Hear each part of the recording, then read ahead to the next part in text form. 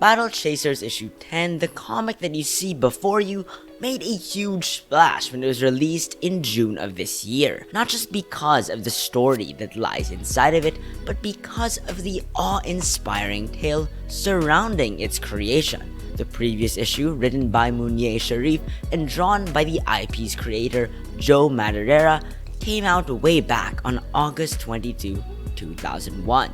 Yes, it took almost 22 years for this comic to come out, which is longer than I have existed on this earth, and that's why this comeback has been so intensely celebrated. Although you may not have heard of Battle Chasers before, it was one of Joe Madureira's most popular creator-owned comics back in the day. While it suffered delays even back then, it was renowned for being a solid sword and sorcery comic with incredibly designed characters, from warriors to wizards to monsters, drawn in exaggeratedly epic fashion. The book was so popular it was even competing with Marvel and DC's titles in terms of sales. Is Battle Chasers a bit more style than substance? Yeah, but I think it also packs enough emotional punches for you to care about these broken, weary, and wounded characters. Even though the comic doesn't start out with a bang, the writing gets much better as the story goes on, and we see everything start coming together. We see characters who used to be separated finally meet and interact.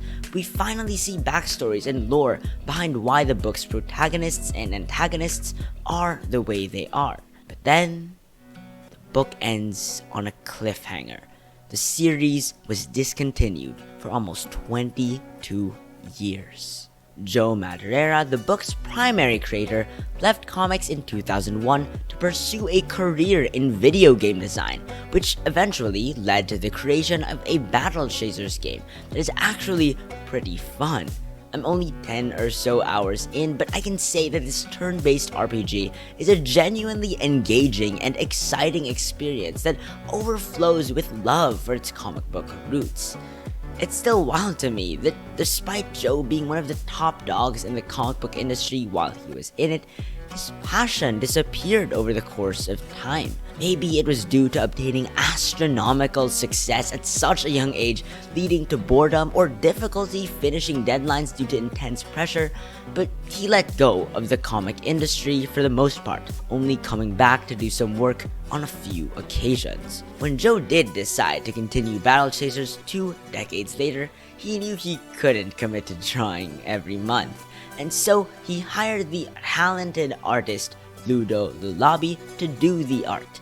And man, I think his work definitely lives up to Joe's. It's the best anime action art style you can ask for, and it's just so cool to look at. Battle Chasers issue 10 and 11 are pretty solid, and I'm excited to get the finale this month. But I'm most glad for all the dedicated fans whose hollow hearts have finally been filled with what they've been yearning for the past 20 years. The thing is though, Battle Chasers is not the only incident where a comic has gotten cancelled or has gone through major delays throughout its release cycle. It's much more common than you think. And today, we're going to go over a few examples of just that. Hawkeye by Matt Fraction and David Aja faced pretty bad delays toward the end of the series. Hawkeye issue 20, 21, and 22 were released between September 10, 2014 to July 15, 2015.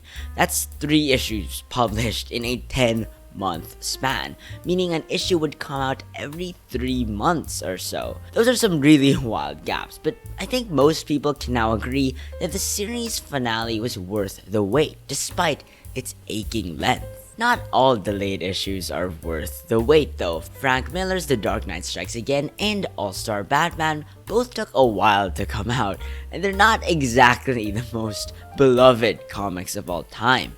The length between the release of issues 2 and 3 of The Dark Knight Strikes Again was a whopping 4 months, and All-Star Batman and Robin was even worse. In 2006, only the 3rd and 4th issues of the series were published, and they weren't even received that well.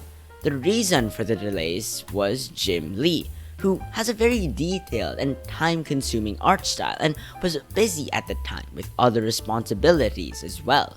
Currently, he's the president of DC Comics, so the chances of him doing interior comic art are even lower than before. Another book that was insanely delayed was Jeff Johns' Shazam series that started from 2018 and ended in 2020. I've not read it myself, but I'm aware of this book because I've heard so many people complain about it being delayed online. Although it came out consistently every month during the beginning, things started to go kinda whack between the release of issues 6 and 7, which were published 3 months apart. The last 2 issues of the series were released in the same month to make up for another delay, which is super funny. But that's kind of what you should expect if you get someone busy in Hollywood to work on comics. Case in point, director Kevin Smith. He's the prime example of a writer who delays his books either due to work in Hollywood or maybe just a lack of work ethic or motivation. Kevin Smith's Green Arrow series faced a couple monthly delays, but it was at least good and didn't take years for issues to come out. On the other hand, his Spider-Man/Black Cat series had insane delays. 6 issues were published in the span of 4 years. That's wild stuff.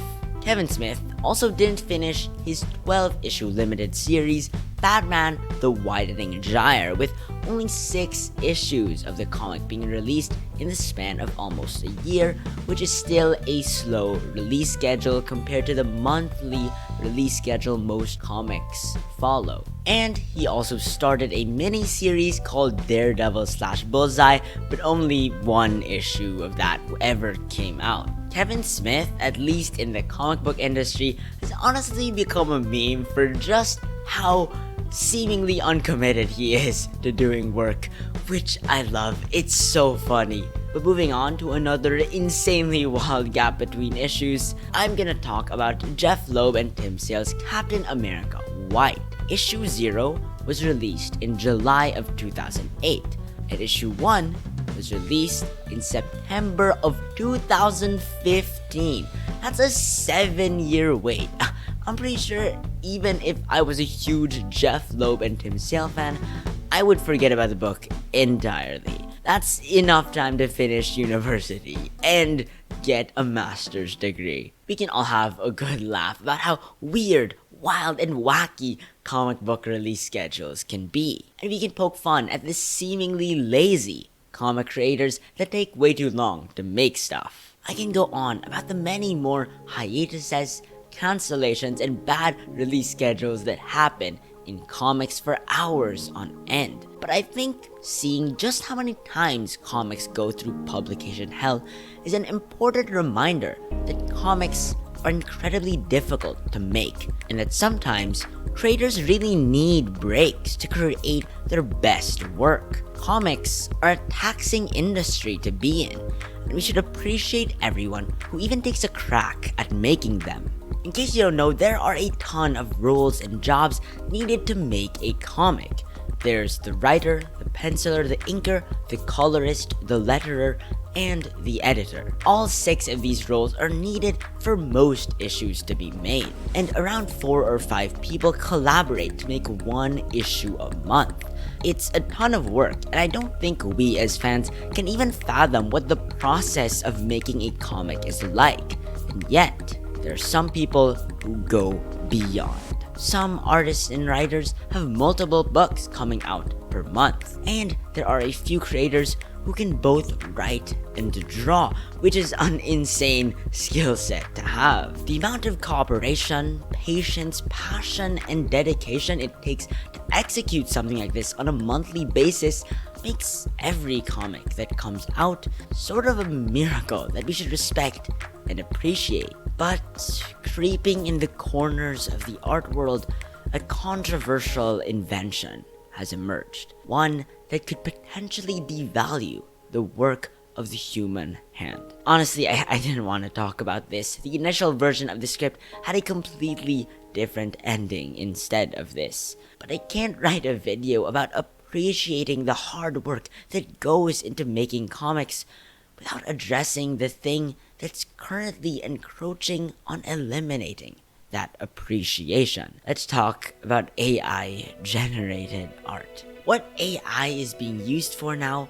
trained with existing data to produce images and paragraphs based on a user's prompts, is different from every AI innovation that has come before. Instead of AI being used as a tool to assist artists, programs like ChatGPT and Midjourney steal from the work of others to generate art based on the prompt that users give. And this technology has developed at an alarmingly quick rate over the past few years. I will admit that there's a lot of nuance and complexity to this, and there are some ways that these apps can help people learn more efficiently, give people inspiration and ideas for tasks, and can help indie creatives with no budget projects. And artificial intelligence as a whole has helped create amazing technology and software that has been a blessing to digital artists, musicians, and video editors everywhere. But I think this technology that deals with AI art generation specifically is more problematic than helpful for three major reasons.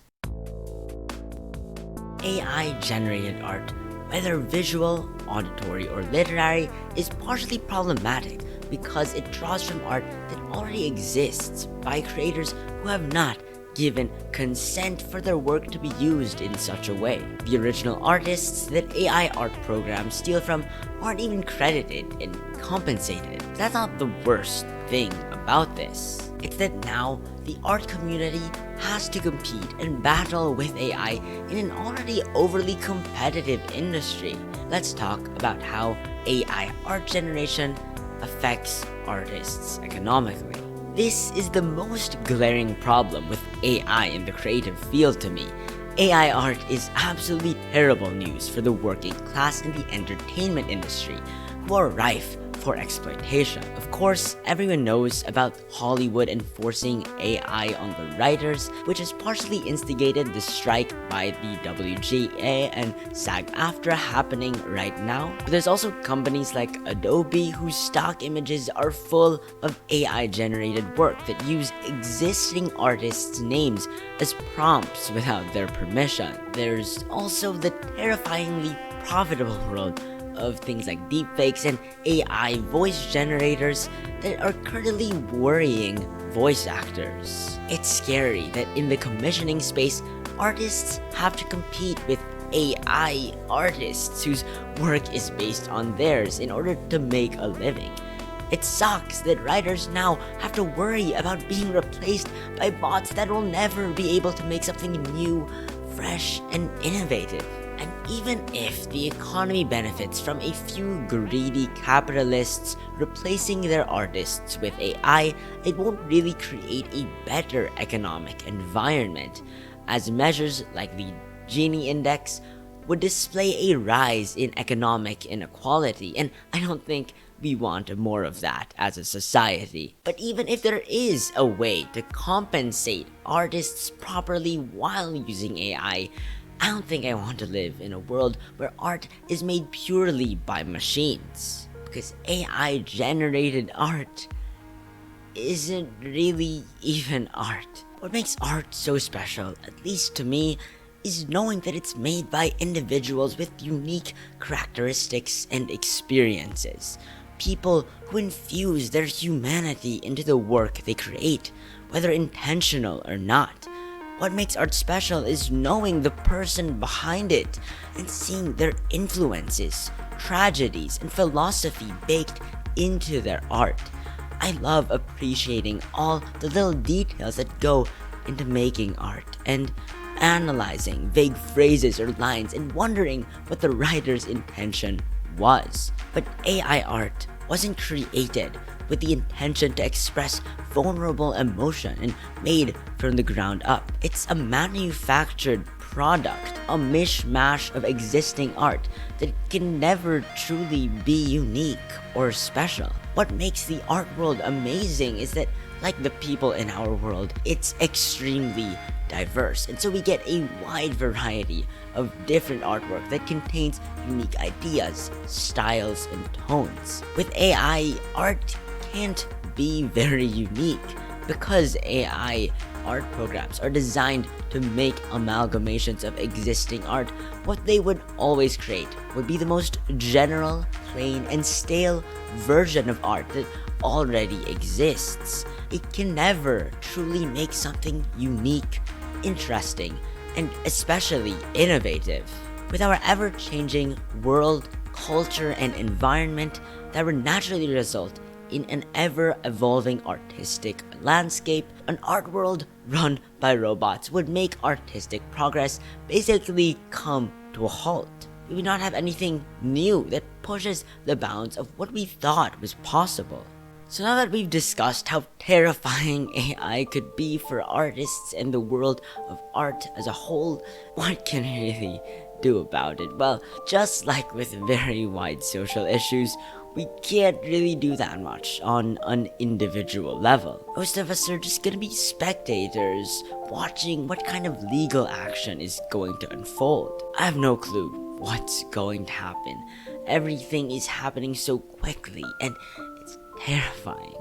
We can't do much, but I guess there is something that we can passively do to combat the world of AI art. Whether it's by looking at the world of comic book delays or the coming AI invasion, we need to have a deep appreciation of the artists that work hard despite being in very competitive and harsh industries.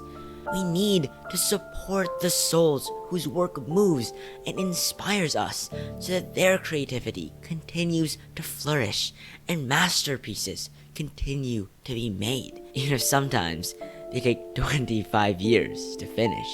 My name is Joshua C, and I will see you in the next comic book video.